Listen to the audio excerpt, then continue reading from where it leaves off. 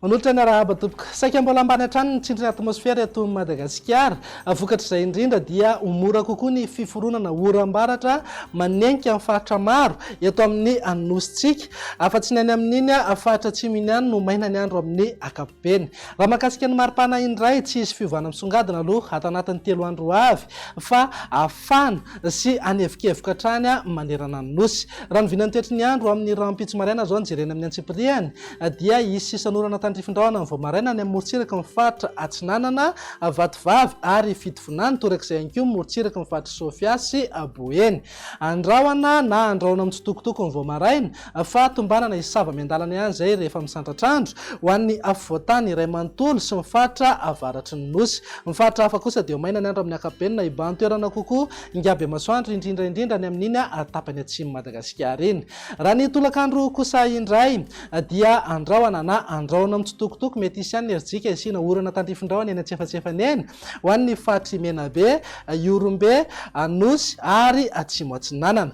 Maina kosa ny andro any amin'iny faritra Atsimo Andrefana sy Androiny.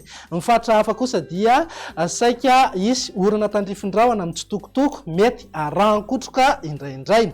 Tsara ihany koa ny manamarika fa mety alohavana na arahana tafiotra izay orana izay amin'ny faritra sasany.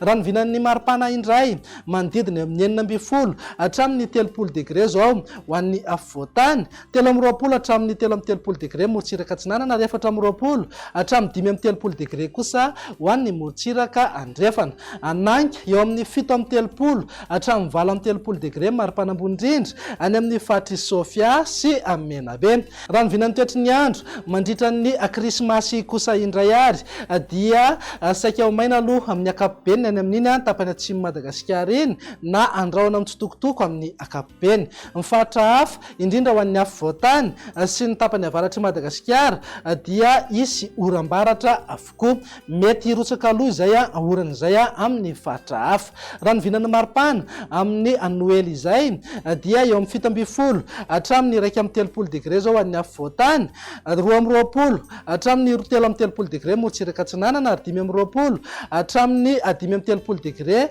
ho an'ny morontsiraka Andrefana. Tafakatra 9 hatramin'ny 30 degré maripana ambony indrindra any amin'ny faritra Sofia, Boeny ary Menabe.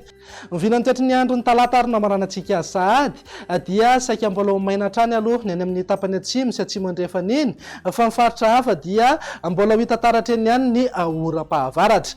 Mitsitokotoko ihany nefa zay rotsakoran'izay amin'ny ankapobeny. Raha ny vinan'ny maripana kosa indray tsy misy fiovana misongadina fa eo amin'ny 17 hatramin'ny 30 degré ho an'ny afovoantany, 20 hatramin'ny 30 degré morontsiraka Atsinanana ary eo amin'ny 40 hatramin'ny 30 degré kosa ho an'ny morontsiraka Andrefana.